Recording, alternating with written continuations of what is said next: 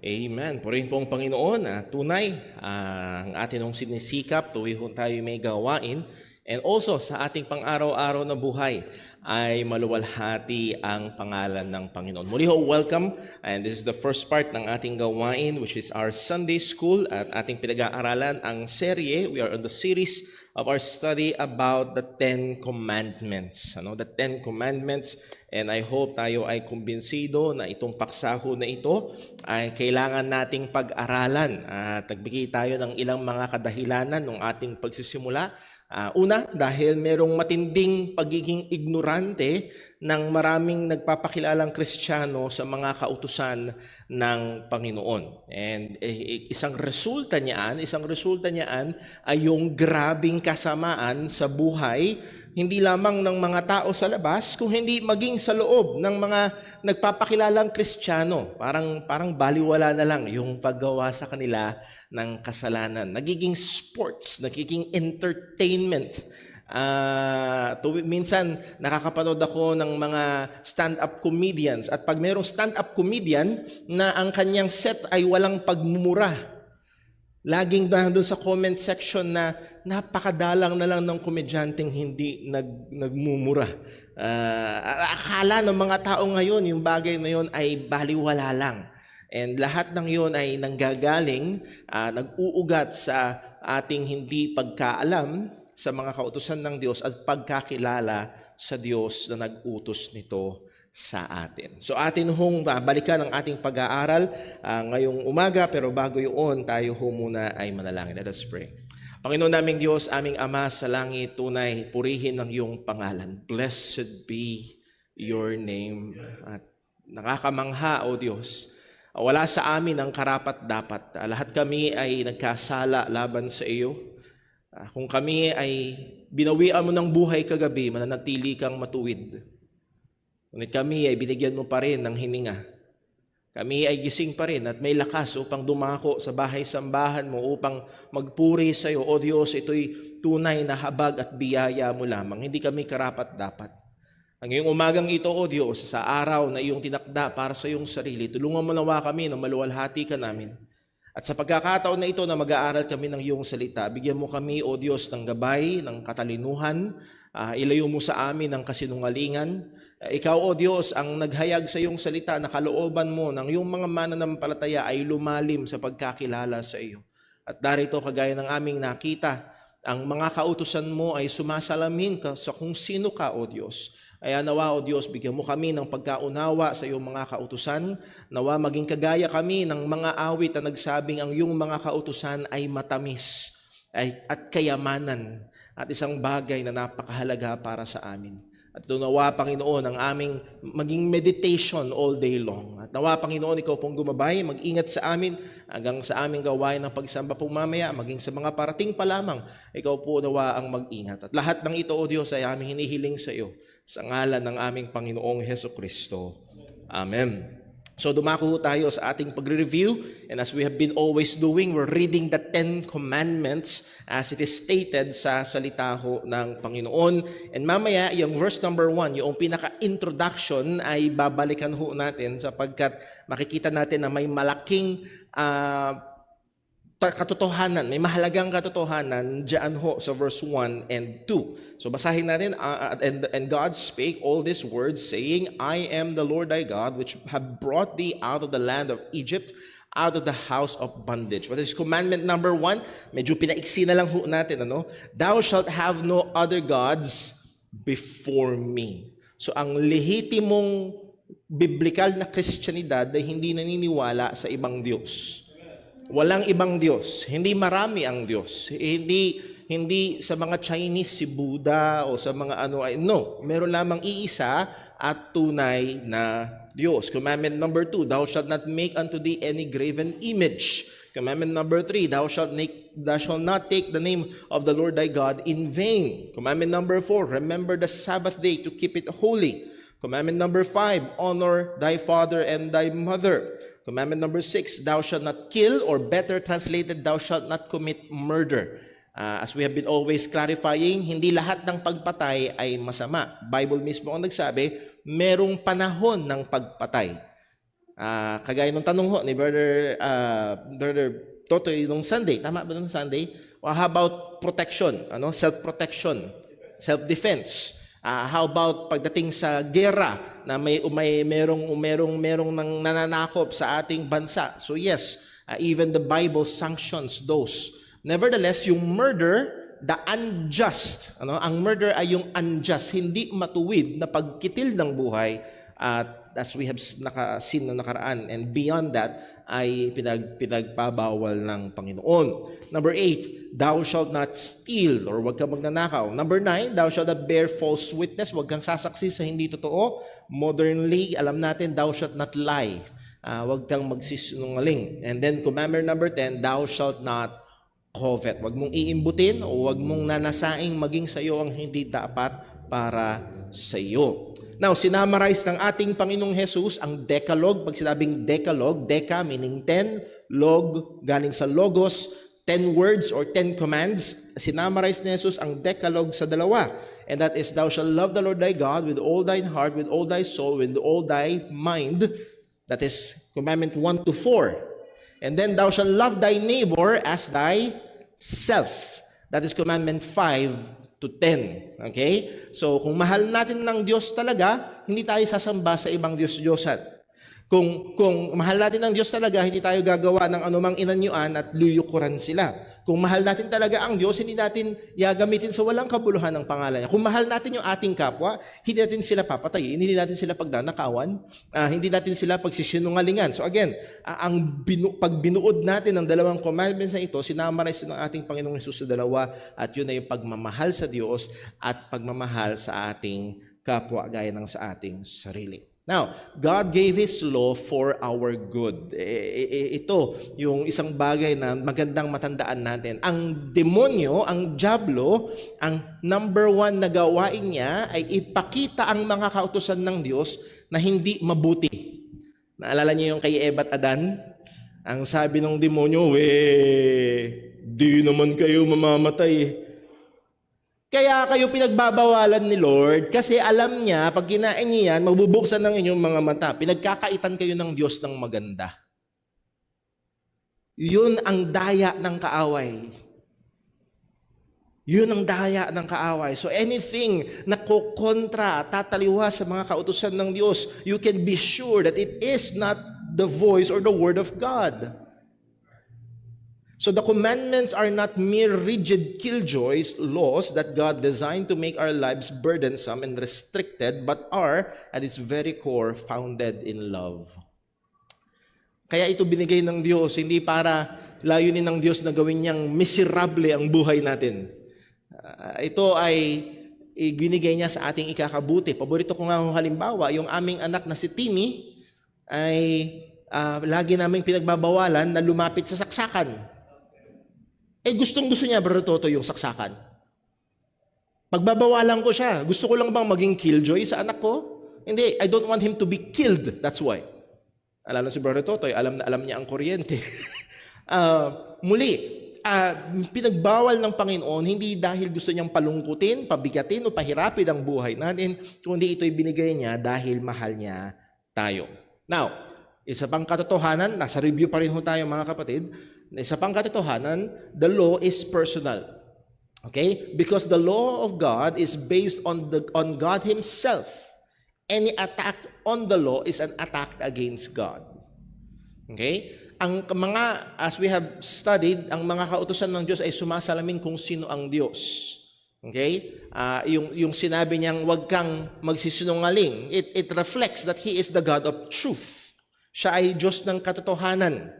Okay? Any injustice, I should say, any untruth ay laban sa Panginoon. Nakakuha ko ba natin? So, ang mga kautusan ng Diyos ay sumasalamin kung sino siya. Therefore, ang bawat paglabag sa kautusan ng Panginoon ay personal na paglabag sa Diyos. Hindi ito, wala. Kaya yung pinaliwanag natin nung minsan yung mga tao na, walang magagawa, wala namang perpekto, lahat naman nagkakasala.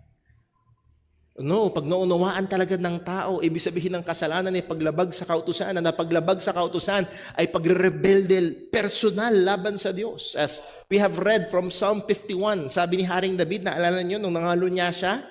Ang sabi niya, against thee alone have I done this wickedness, this sin. Laban sa iyo, O Diyos, nagawa ko to. Yes, nagkasala siya laban kay Bathsheba, kay Uriah na asawa ni Bathsheba, at sa mga taong involved. Nevertheless, itong malinaw na pinapakita ay ang bawat kasalanan ay personal na kasalanan sa Diyos.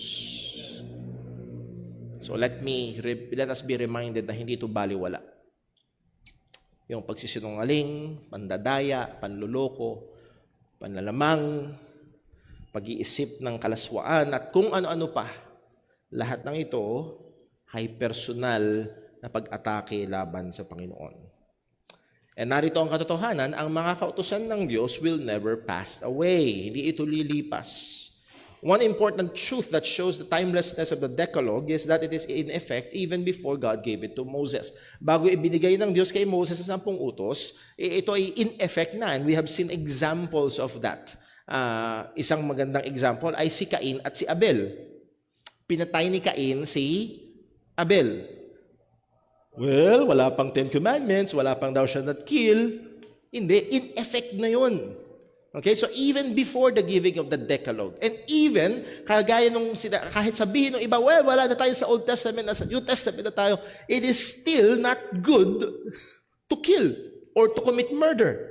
Hindi pa rin, kahit gaano kauso ang pagsisinungaling, hindi pa rin ito tama.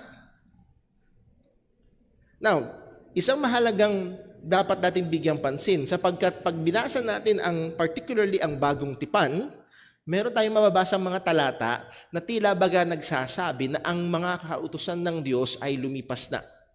Okay? May mga talata na nagsasabi, nakita natin ng mga nakaraang pag-aaral na we are no longer under the law.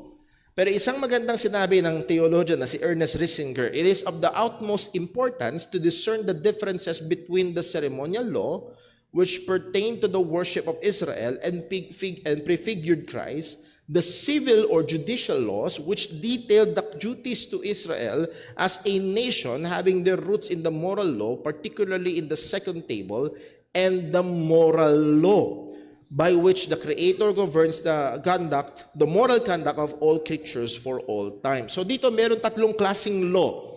Okay?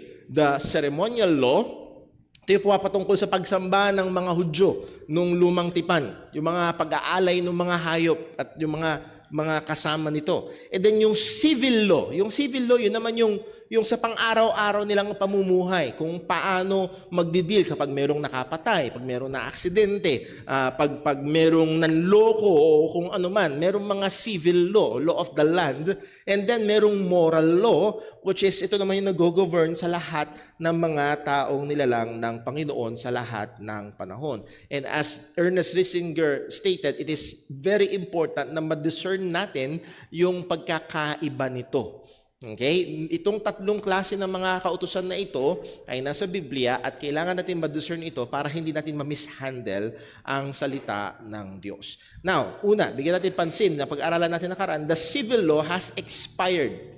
The civil law has expired. Why? Because the church is not Israel or the church is not the state.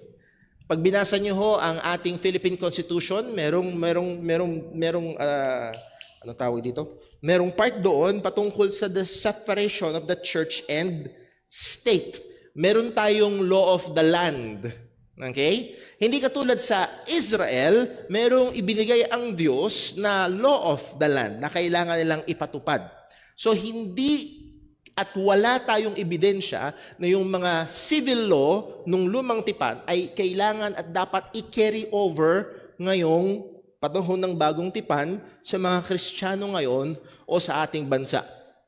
Okay? Wala. Kaya minsan meron kayong makakausap, paano ba yan pag binasa mo sa lumang tipan? Ang parusa sa, ang parusa sa, ito yung, pag binasa nyo talaga sa lumang tipan, ang parusa sa homosexuality is death penalty. Ang parusa sa adultery, death penalty. Okay? Hindi tayo hindi natin i-carry over yon dito sa Bagong Tipan. As we will see mamaya, wala tayong ebidensyang ganun sa Bagong Tipan na ginawa yon ng mga Kristiyano. Okay? Pero merong batas ang lupa na ibinigay, na in-establish ng Diyos ang ano to? Hindi public government. Ang human government. Now, hindi lang yun. The ceremonial law has also expired. Okay? Bakit hindi na tayo nag-aalay ng mga hayop na susunugin? Bakit wala na nagdadala ng baka, tupa, pag medyo mahirap, kalapati. Pag talagang napakahirap, ilang dakot ng harina.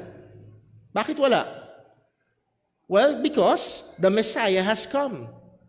Itong mga ceremonial laws, particularly yung mga pag-offering, even the temple itself and the priests in the temple ay prefigures of the Lord Jesus Christ. Sabi ng author ng Hebrews, ito ay mga anino. Pero dumating na yung hinihintay si Jesus. Therefore, with Christ's self-offering as the ultimate atonement for sin, no further sacrifices are necessary. So therefore, hindi na tayo nagdadala ng mga haing para sa kasalanan kasi yung kordero ng Diyos na nag-aalis ng mga kasalanan ay inihain na. Siya ay namatay na sa krus.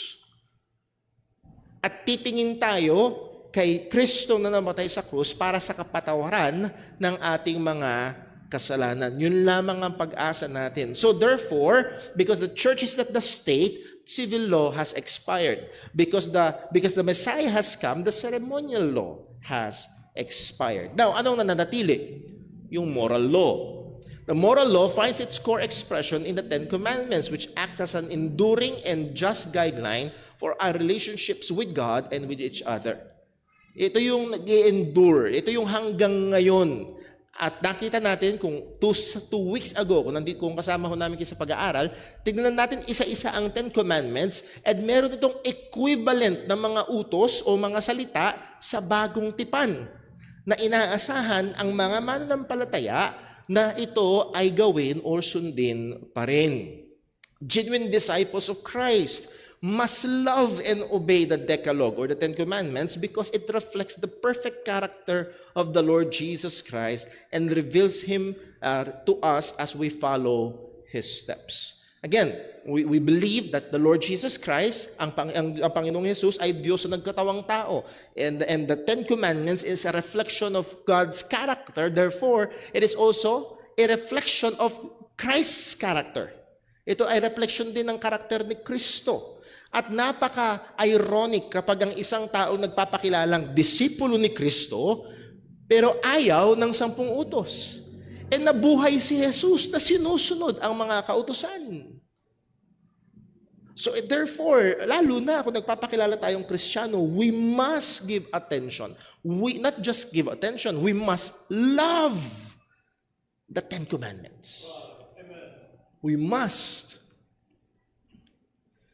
So when we read the New Testament, we will see that the moral law is still binding. When we read the New Testament, what we can observe is that believers do not apply both the ceremonial and civil laws. Ako nyo, pag tinignan natin ang Bagong Tipan, which is ang pangunahing audience ay mga Kristiyano sa loob ng mga churches. Though may ilan-ilan na individual letters, pero karamihan ng mga letters sa Bagong Tipan ay mga sulat ng mga apostol sa mga churches, sa mga Kristiyano sa mga churches, at makikita natin doon na hindi na sila inaasahan at hindi na pinapasunod sa kanila ang ceremonial law and ang civil laws. Wala. Actually, nung makikita natin, what we do not see in the New Testament is the abolition of the moral law. Hindi yun ang makikita natin. Actually, ang makikita natin, on the contrary, we can observe in it commanded and even expounded by Jesus and His apostles as the basis of godly living for believers. Okay? So what a big contrast. Sa Old Testament, paulit-ulit ang pag-uutos at paalala patungkol sa mga ceremonial laws, civil laws, and moral law. Okay? Pero pagdating sa New Testament, ang paulit-ulit ay ang moral law. Pero wala na ang civil law, wala na ang ceremonial law. For example, sa Matthew 15 verse 17, do not ye yet understand that whatsoever entereth into the mouth goeth into the belly and is cast out into the draught? Ang context nito ay lumapit yung mga religious leaders sa ating Panginoong Jesus and they were so scandalized. Bakit? Dahil sabi, nakita nila yung mga disipulo ni Kristo, yung mga disipulo mo kumakain ng hindi naghuhugas ng kamay. Now, hindi dahil nanood sila ng patalastas ng safeguard, kaya kailangan nilang maghugas ng kamay. Kasi ang mga religious leaders ng time na yun ay meron silang seremonyas, meron silang ritual ng washing of the hands. At bahagi yun ng kanilang kabanalan. Okay? Yung paghuhugas, para sa kanila, yung paghuhugas ng kamay, yung seremonyas ng paghuhugas ng kamay ay bahagi ng kabanalan. Nakita nila yung mga disipulo ni Jesus, hindi naghuhugas ng kamay bago sila kumain. Kaya para sa kanila, sabog ang isip nila. Parang, ba't ganun? itong kultura ng kabanalan na alam nila ay hindi ginagawa ng mga disipulo ni Kristo at doon sila naieskandalo. At ang sabi ni Jesus, hindi nyo man naiintindihan, hindi yung pumapasok sa katawan ng tao ang nagpapadumi sa tao. Now, not medically speaking. Of course, pag kumain ka ng madumi ang kamay, dudumi ka. Pero ang punto niyan, morally speaking. Okay? Hindi ka ginagawang makasalanan sa pamamagitan ng pagkain nang hindi ka naghuhugas ng kamay. But those things which proceed out of the mouth come forth from the heart, and they defile the man. Ano daw ang nagpapadumi sa tao? Yung lumalabas sa bibig. Kasi yung lumalabas sa bibig galing sa puso. Nire-reflect ng bibig ang puso. For out of the heart proceeds what? Evil thoughts. Kasama dyan yung covetousness, murders, adultery, fornication, theft, thou shalt not steal, false witness, thou shalt not lie, blasphemy, thou shalt not take the Lord thy God's name in vain, and these things which defile a man, but to eat with unwashed hands defileth not a man. Again, ang punto lang natin, this is the Lord Jesus Christ double downing on the 10 commandments. Okay? Nire-enforce niya ang 10 utos. Now, pagdating sa mga apostol, sa 1 Corinthians 6, chapter 6, verse 9, we will read from the Apostle Paul, or do ye not know that the unrighteous will not inherit the kingdom of God? Well, sino yung unrighteous? Sino yung unrighteous? Do not be deceived. Sino daw ito? Neither the sexually immoral. Thou shalt not commit adultery. The idolaters. Thou shalt have no other gods. The adulterers, again, yung thou shalt not commit adultery, nor men practice homosexuality, nor thieves, thou shalt not steal, nor greedy, thou shalt not covet, nor drunkards, nor revilers, nor swindlers will not inherit the kingdom of God. Again, pag pinag-aralan niyo lahat ng ito, and again, ang goal ni Apostol Pablo ay hindi maging exhaustive. Hindi niya goal na ilista lahat ng kasalanan, pero ang gusto ko mapansin natin dito, in one way or another, lahat ng kasalanan na ito, saan nakatungtong? Saan nakabase? Sa 10 Commandments. It's in one way or another, it's the breaking of one or multiple of the 10 Commandments. Specific example, commandment number 2, thou shalt not make unto thee any graven image. Anong sabi sa Acts 17 verse 29? For as much then as we are the offspring of God, we ought not to think that the Godhead is like unto gold or silver or stone graven by art and man's device. Huwag daw. Hindi natin dapat isipin na ang Diyos ay yung mga ganun. So muli, it's the echoing of the second commandment. Or, for example, the 5th commandment. Alam na alam ng mga bata ito. Ang 5th commandment, honor thy father and thy mother. At padalas na memory verse ng mga bata sa Sunday school, children, obey your parents in the Lord, for this is right. Verse 2, honor thy father and mother, which is the first commandment with promise. Hindi ito yung first commandment sa 1 to 10, kung hindi ito yung unang commandment na may pangako. It shall be well with thee and thou will live long. Yun yung utos. Nevertheless, ang punto natin, ano to? Ito ay ini-apply pa rin. So the point that we're trying to make, ang hindi natin makikita sa bagong tipan ay yung mga ceremonial and civil laws ay ina-apply. Hindi natin makikita yun. Makikita natin sa bagong tipan, yung moral law based on the Ten Commandments ay applied pa rin. Inaasahan na sinusunod at ang mga Kristiyano ay dapat magpailalim dito. So it's binding even for unbelievers. Ilang beses ko na itong pinopoint out, minsan natatawa ako dun sa mga nagsasabi, ayoko dyan sa church nyo. Bakit po? Ang daming bawal. Isang magandang sagot dun, as if sa loob lang ng church bawal. Ang Diyos dito ay siya din Diyos sa labas. At huwag niyo isipin na pag nandito kayo na may CCTV, do meron, pero huwag niyo isipin na dito lang kayo nakikita ni Lord, din sa labas. Hindi niya alam. Yung bawal dito, bawal pa rin sa labas. It's the law written in the hearts of all men. Ang sabi ng Romans chapter 2 verse number 14, for when the Gentiles which have not the law, again, nung lumang tipan, ang mga kautusan ng Diyos, ang mga salita ng Diyos ay exclusively na sa mga Hudyo lamang. Pero pag pinagmasdan mo ang mga hentil, we have, historically speaking, like the Code of Hammurabi, na hukay nila at tingnan nila mga kautusan ito, that it reflects decent morality. Pinagbabawal ang pagpatay, pinagbabawal ang pangangalo niya, and so on. Even yung mga tao sa bundok ay meron silang sense ng kahit paano ng morality. Ano daw ito? Saan galing ito? Ang sabi sa verse 15, which show the work of the law written in their hearts. Ang lahat ng tao ay nilalang ng Diyos na nakasulat ang kautusan. That's not the ceremonial law. That's not the civil law. It's the moral law written in the hearts of men. So again, dito tayo natapos last time.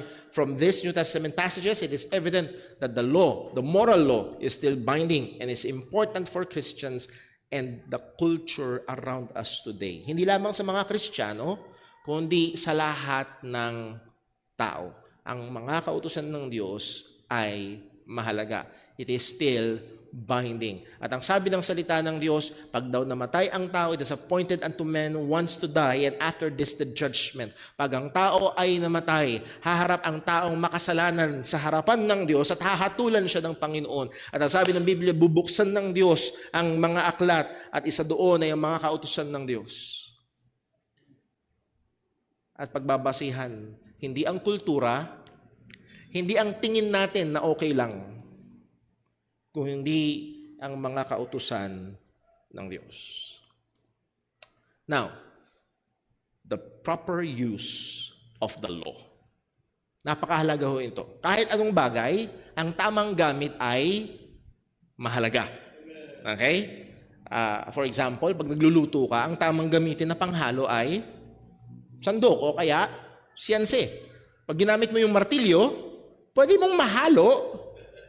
Mahalo naman, pero baka masira yung ulam o masira yung kawali.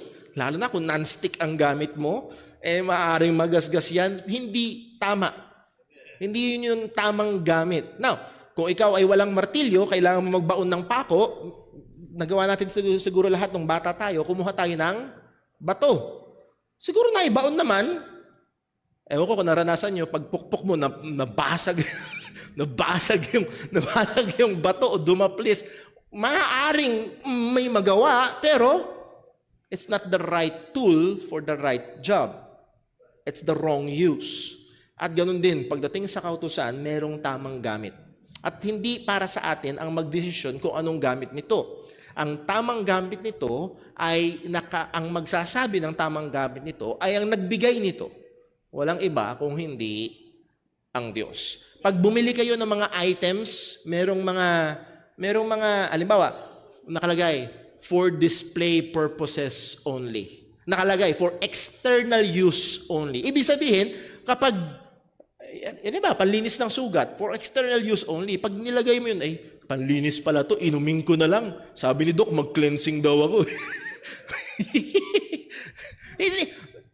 Hindi yun ang tamang gamit. Makakapahamak yun sa atin. So tignan natin. Sa 1 Timothy chapter 1, verse 7, ang sabi ni Apostol Pablo ito, desiring to be teachers of the law, understanding neither what they say, nor whereof they affirm. And sadly, ang daming ganito ngayon sa maraming churches. They want to be teachers, particularly of the law sa paksa na ito.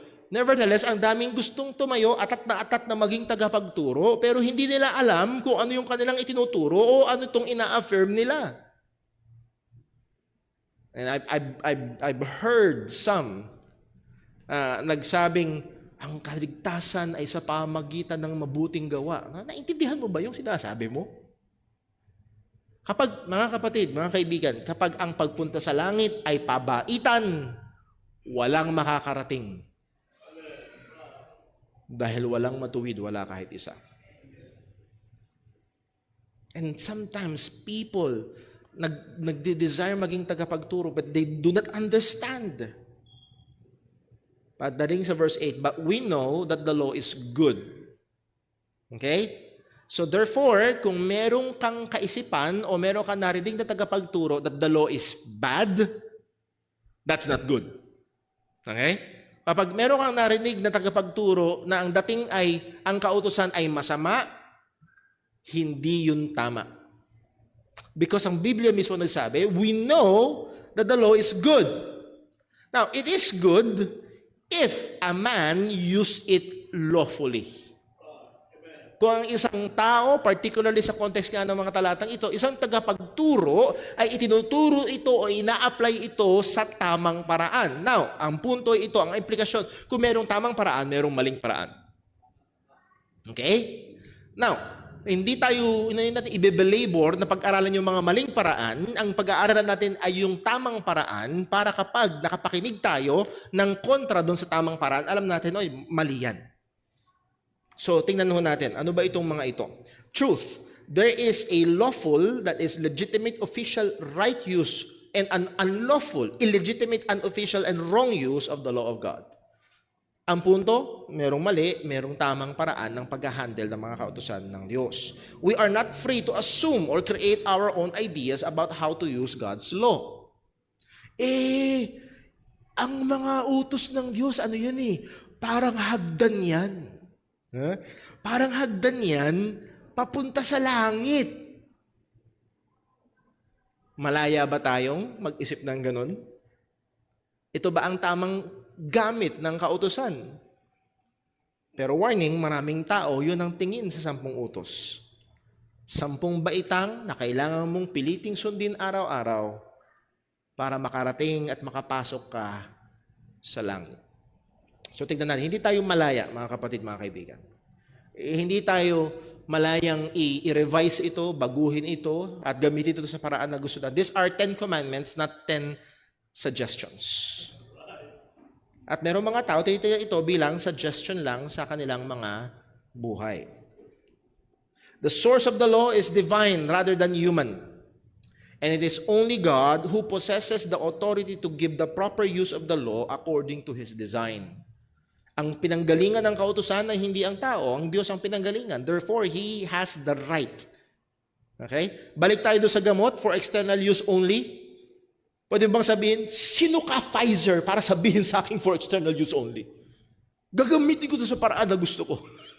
Sino ka Johnson & Johnson para sabihin na, hindi, sila yung gumawa. Alam nila yung produkto nila. Noon din, ang kautusan ng Panginoon, ang Diyos ang nagbigay. At siya ang karapatan at nakakaalam ng tamang gamit nito. The law, at para madali tumatak sa ating kaisipan, bubuo din natin sa 3 mabilis tandaan at simula lahat sa letter M. Map, muzzle, and mirror. Okay? Unahin ko na, yung muzzle dyan, hindi yun yung pinalalaki nyo sa gym. Okay? Ibang spelling noon. Map, muzzle, and mirror. Yung muzzle ay busal. Pag mayroong mga asong bayolente, nilalagyan ng busal. Yun yung muzzle. So God has more than one purpose or use for His law given and written on the hearts of man. Number 1, tingnan natin, it is given as a map. Ano ibig sabihin? It gives us proper directions and reveals the right way to live. Ang kautusan ng Diyos ay binigay sa atin na parang mapa na nagbibigay sa atin ng tamang direksyon at tamang daan kung paano tayo dapat mamuhay. The introduction of the Decalogue, sabi ko sa inyo kanina, babalik tayo sa Exodus chapter 20 verse 1 and 2. Ito ay napakahalaga because it contains a message of redemption. Exodus chapter 20 verse 1, "And God spake all these words, saying, I am the Lord thy God." Ano daw ang ginawa ng Diyos? "Which have brought thee out of the land of Egypt." Ako ang Panginoon ng Diyos, Israel. Ako ang naglabas sa inyo sa Ehipto, out of the house of bondage. Inalabas ko kayo mula sa bahay ng pagkaalipin. Pinalaya ko kayo mula sa pagkaalipin. Okay? Anong kasunod niyan? Verse 3. Commandment number 1. Anong punto?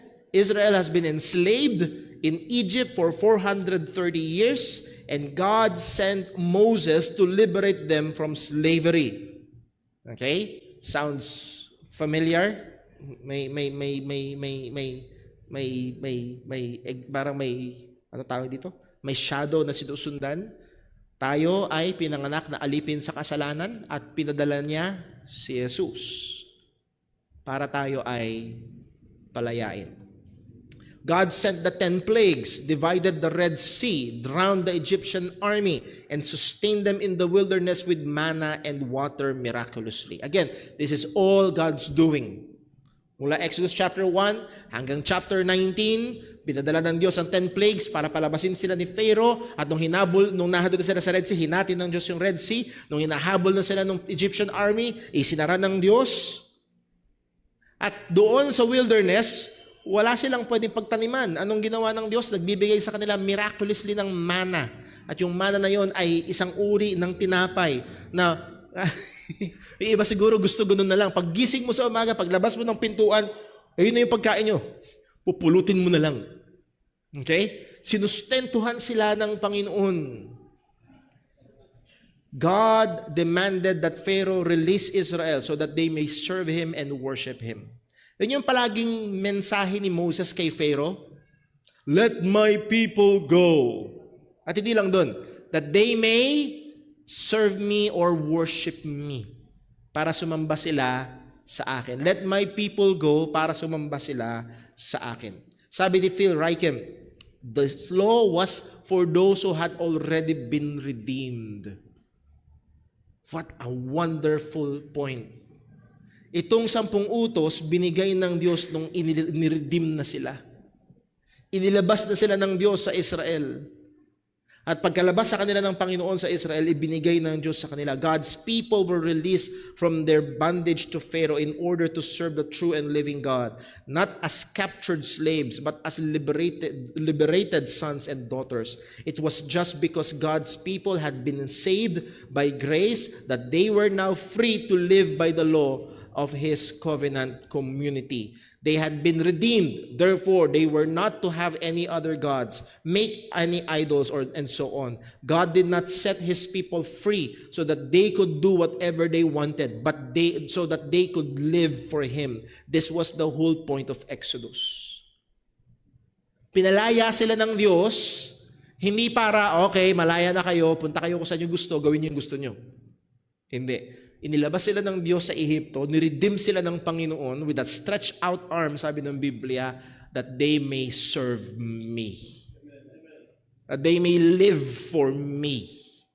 At bahagi doon sa kanilang pamumuhay para sa Diyos ay yung kanilang pagkilala at pagsunod sa mga kautusan ng Diyos. So, ipinundasyon ng Diyos. Bago niya ibinigay ang 10 utos, pinaalala niya, ako ang Diyos na nagligtas sa inyo. Hindi kayo pwedeng magkaroon ng ibang Diyos. Hindi kayo pwedeng lumikha o maghubog ng mga inanyuan. Hindi nyo gagamitin sa walang kabuluhan na aking pangalan. Gagalang nyo ang inyong ama't ina. Huwag kayong magkukomit ng murder. Huwag kayong magsisinungaling. Bakit? Dahil ako ang Panginoong Diyos na nagligtas, tumubos sa inyo.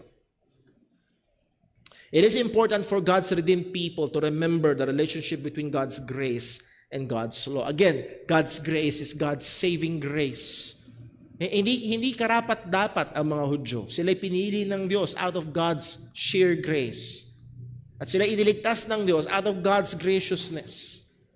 And then, yung relationship ng kautusan ng Panginoon, ito ay binigay sa mga tinubos ng Diyos. The law teaches God's redeemed people how to live for the glory of the one who saved them. Ang kautusan ng Diyos ay nagtuturo sa mga taong iniligtas ng Diyos kung paano sila mamubuhay para sa kaluwalhatian ng Diyos na nagligtas sa kanila. The New Testament follows the same pattern. Yun din ang pattern ng New Testament, saving grace before obligation to the law. Yun ang pattern. Ang pundasyon ay yung katotohanan na niligtas tayo ng Diyos. 1 Corinthians 6, chapter 6, verse 19, ang sabi ni Apostol Pablo, "What? Know ye not that your body is the temple of the Holy Ghost, which is in you, which ye have of God, and ye are not your own?" Bakit daw? Hindi na daw tayo sa ating mga sarili. Hindi natin pagmamayari yung ating mga sarili. Anong sabi ng Bible? "For ye are bought with a price." Bili kayo ng may halaga. Christian, tinubos ka ng mahal na dugo ni Kristo. Ano ngayon ang kasunod? Therefore, glorify God in your body and in your spirit, which are God's. Dahil tinubos kayo ng Diyos, pagmamayari kayo ng Diyos, therefore, it is our obligation to glorify God. Important, obeying the law does not merit saving grace. Saving grace enables submission to the law. Madalas, maraming tao baligtad pagdating dito. Akala niya, ay susundin ko ang kautusan para tanggapin ako ng Diyos. No. Ang tanging paraan para tanggapin tayo ng Diyos ay si Kristo. At kung ikaw ay nanampalataya na kay Jesus, ang sabi ng Biblia, we were made accepted in the beloved. Ang Diyos ang gumawa sa ating katanggap-tanggap. Hindi natin kayang. Ang sabi ng Bible, can the leopard change his spot or the Ethiopian change his skin? Hindi. Kaya bang tanggalin ng leopard yung hayop na pamilyar sa marami, yung zebra? Kaya bang tanggalin ng zebra yung stripe niya? Hindi. Ganon din ang taong makasalanan. Hindi kaya. At ang tanging may gawa at pwedeng gumawa noon ay ang Diyos lamang.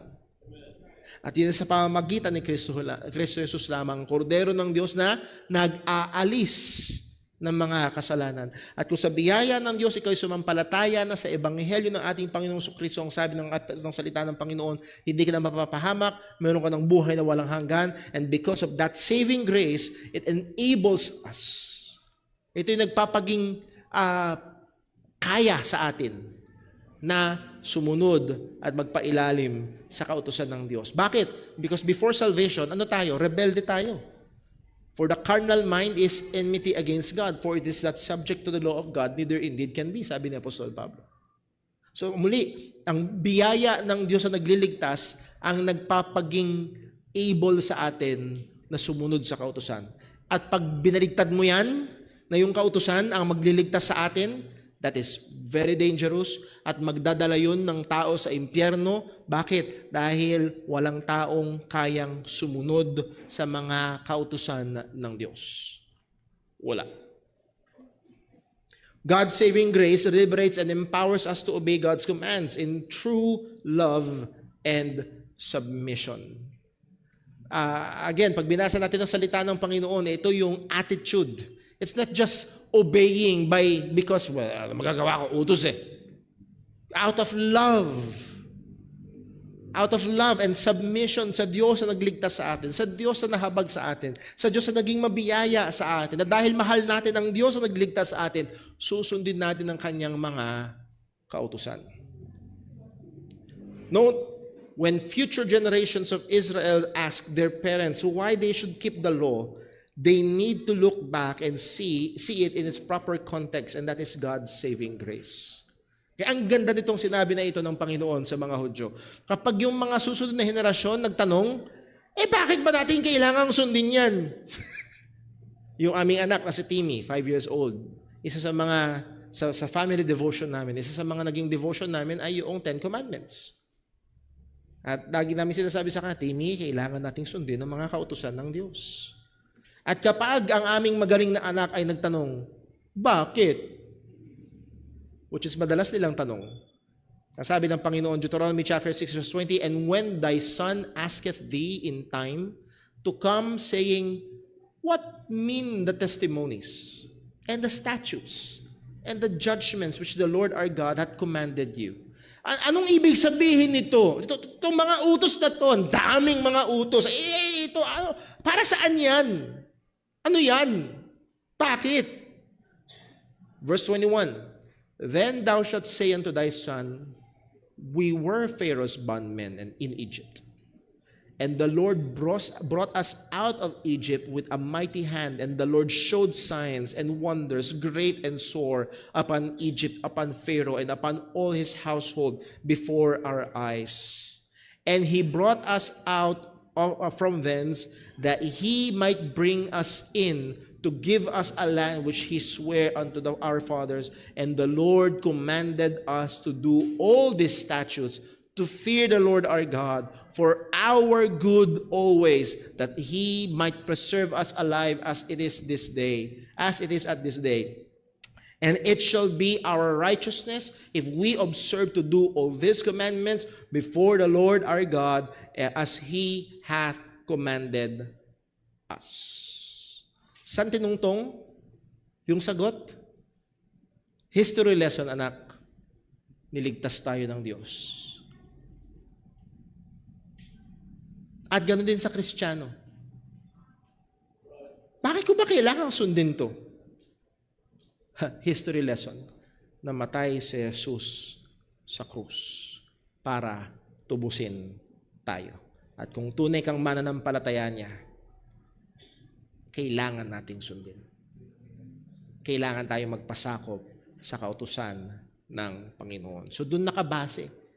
So, napakaganda. Ganon din sa mga bata. Nasabi ko ito namin sa church. Pag sinabihan niyo yung bata, o mga anak, sabi ng Bible, "Children, obey your parents."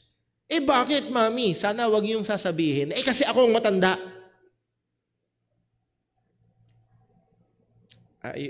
Yun ba yung nagdidikta, yung matanda?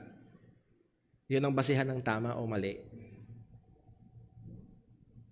Hanggat kumakain ka sa bahay na to, susunod ka sa akin. Paano pag siya na papasok ng pagkain? Paano pag mas malaki ng kumita yung bata kaysa sa magulang? Siya na yung masusunod? Hindi ho, mga magulang, ibalik niyo yung mga bata. Anak, ang sabi ng Diyos, na nagbibigay sa iyo ng buhay, kaya ka humihinga hanggang ngayon. At ang sabi ng Diyos na nagbigay ng kanyang bugtong na anak na namatay sa krus para iligtas tayo, ang sabi niya, honor your father and your mother. Therefore, listen po mga magulang, kapag ang inyong anak ay hindi niyo tinuturuang sumunod, ang kinakalaban nila ay ang Diyos.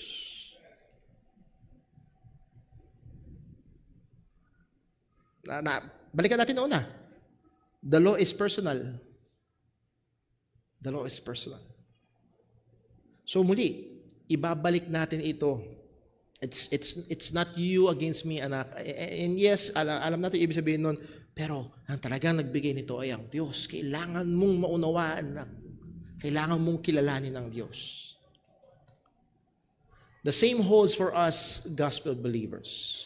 Ito yung problema kapag maling ginamit ang kautusan ng Diyos at uminagaway na we are under grace and no more under the law. And yes, merong verse na nagsasabi nun, pero madalas ito yung mishandled. The same is true for us bilang mga mananampalataya. God, through Christ, has delivered us from death and the chains of sin. Niligtas tayo mula sa kamatayan. Niligtas tayo mula sa pagkaalipin sa kasalanan. Empowering us to live not for ourselves, but to please Him by obeying His commandments and living in a way that glorifies Him. Tayo ay tinubos ng Panginoon at tinubos tayo hindi para mabuhay para sa ating mga salita, ay tinubos ni Kristo para mabuhay para sa Kanya. At anong basihan natin ng gusto Niya? Ang basihan natin, isa sa mga pangunahing basihan natin ng gusto Niya ay ang mga kautusan Niya.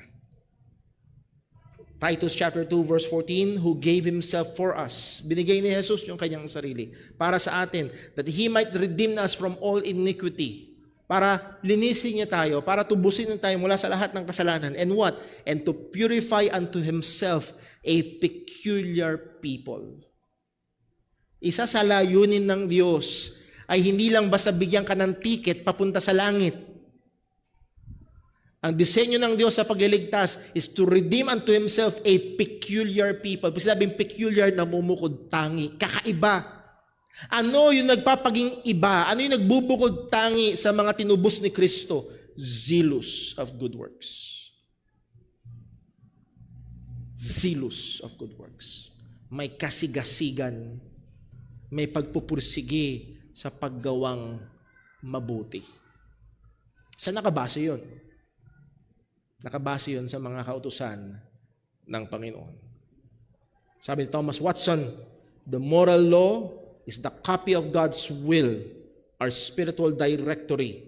It shows us what sins to avoid, what duties to pursue. So yes, it functions as a map. Mapa. Ito yung nagbibigay sa atin ng direksyon at ng tamang daan kung paano tayo mamuhay. In short, the Decalogue is our map that gives us the direction on how to live a life that glorifies God as His redeemed people. Di tayo matatapos ngayong umaga. Next Sunday, pag-aaralan natin yung dalawa pa. Ano pa yung natitira? Muzzle. Again, hindi yung in-exercise, yung busal. And then ano? Mirror. Ang sakit ng mirror. Ano, pagharap mo sa mirror, nakita mo may namamagang tigyawat. Pero, kaibigan mo yun. Kasi ipapakita niya talaga yung kalagayan mo. At isa yun sa mga purpose ng kautusan. Muli, mga kapatid, ang kautusan ay hindi hagdan na patungo sa langit. Ang kautusan ay mapa para ipakita kung paano tayo dapat mabuhay. Pero guys, sabihin bago tayo matapos, alam madali mo makikita? Ang dalas daw ito sa mga lalaki. Tanong mo na, saan yung daan? Ayaw daw magtanong madalas ng mga... Hindi, alam ko to. Ayaw magtanong. Nabi na sa iyo eh. Oo nga, mali nga. And many times, listen, many times, every day, hindi natin perfectly nasusunod yung mapa. Tama, mali? Every day. Kaya nga, ang tanging pag-asa natin ay hindi yung sariling kabaitan natin dahil wala. Ang tanging pag-asa natin ay si Jesus na namatay sa krus para bayaran yung ating mga kasalanan at muling nabuhay. At ang sabi ng salita ng Diyos, sino mang sa Kanya'y sumasampalataya ay hindi mapapahamak kundi merong buhay na walang hanggan. Ito yung pinakadahilan, mga kapatid, mga kaibigan, kung bakit may Pasko. Bakit may Pasko? Kasi may dumating na tagapagligtas. Let's pray. Panginoon Diyos, aming Ama sa langit, salamat po sa iyong salita, salamat po sa iyong mga kautusan. Tulungan mo nawa kami bilang iyong mga tao, bilang mga nagpapakilalang Kristiyano, bilang iyong mga nilikha na sinulat mo to sa aming mga puso. Tulungan mo kami na sumunod dito ayon sa iyong kalooban. Nawa gamitin mo itong patuloy sa aming mga buhay, sa ikababanal ng iyong mga anak at gandin para makita ng mga makasalanan ng kanilang dumi at lumapit sila kay Kristo na tanging nagliligtas at maghuhugas sa kanila. Ama, ingatan mo kami maging sa pagpapatuloy namin sa time ng fellowship, ikaw po naman magpala. At lahat ng ito'y dalangin namin sa ngalan ng aming Panginoong Jesus. Amen. Well, nakalimutan ko yung question and answer, kaya maaga pa tayo. Magbigay tayo ng 10 minutes. Sorry po, na-excite si Brother Paul. 10 minutes, baka meron may tanong sa lesson na ating napag-aralan. Question? Yan, si Brother Boy po.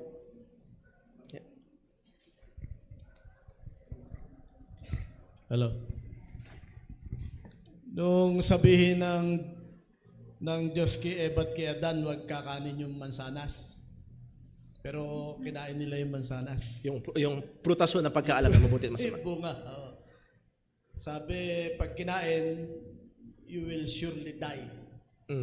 Hindi naman namatay si Eva at si Adan. Okay. Ano po ang pinakatanong? Nagsinungaling ba ang Diyos? Hindi po. Okay. Yes, isa ho yan sa madalas na tanong. Una, ang kinain ni Eva at Adan ay hindi apple, lalong hindi Fuji apple. So huwag niyo sasabihin sa mga bata na mansanas. Ang sabi ng Bible, ito ay bunga o prutas ng pagkaalam ng mabuti at masama. So anong prutas yon? Prutas ng pagkaalam ng mabuti at masama. Yun ang tamang sabihin sa mga bata. Pangalawa, ang sabi daw ng Diyos, pag kinain nyo ito, kayo ay mamamatay. Kinain ni Eva at Adan, sila naman ay hindi namatay. Sino may sabi? Okay? Again, ang Bible ho ay meron dalawang uri ng kamatayan madalas na sinasabi. At ito ay, una, spiritual na kamatayan. Pangalawa ay physical na kamatayan. Adam and Eve died spiritually instantly. Right there and then, nakita lang sila yung hubad. Right there and then, nung narinig nila ang boses ng Panginoon, natakot sila at nagtago. There is now that separation from God. Nahiwalay sila sa Diyos. That is spiritual death. And they died eventually. After, kung di nagkakamintanda, 960 years at saka namatay si Adan. Di ko alam kung gaano katagal bago namatay si Eva. Nevertheless, later on, namatay din. And then, pag binasa nyo ang Bible, paiksi ng paiksi ang buhay, paiksi ng paiksi. Hanggang ngayon, pagdating sa Psalm, sa Book of Psalm, sabi, madalas 70 by reason of strength, maybe 80. Yung iba talagang baka umabot ng 100, napakadalang ng 120. Pero paiksi ng paiksi ang buhay ng tao. So, yes, ang Diyos ay hindi nagsinungaling, namatay sila pareho, both spiritually and physically, instantaneously, spiritually, namatay sila. Eventually, physically, namatay sila. And salamat sa Diyos, both of those death, spiritual death and physical death, ay in-overcome ni Kristo.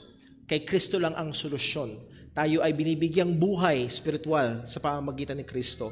At tayo ay may pagtatagumpay sa kamatayan sa muling pagkabuhay sa pagbabalik ng ating Panginoong Hesukristo. So, ang kamatayan, both in its spiritual and physical aspects, ay parehong ginapi ni Jesus. At yun lamang yung ating pag-asa. So, hindi po nagsinungaling ang Diyos dahil namatay nga si Adan at si Eva. Thank you very much po. Meron pa ho ba? Particularly doon sa ating pinag-aralan sa tungkol sa 10 utos. Sa online, baka meron po. Wala naman? Wala? Kung wala, hindi ko kayo pipilitin. So tayo ay dadako. Nag-pray na tayo. Dadako tayo sa ating break time. 10 a.m. Balik ho tayo dito. Meron tayong inhandang merienda sa ating mga bisita. May merienda ho dyan. May mga kape ho dyan. Please feel welcome to eat, to drink, and then may mga CRs po doon sa labas. And then after, pagdating po ng 10 a.m., balik po tayo para sa ating gawain ng pagsamba. God bless po. Break time po tayo.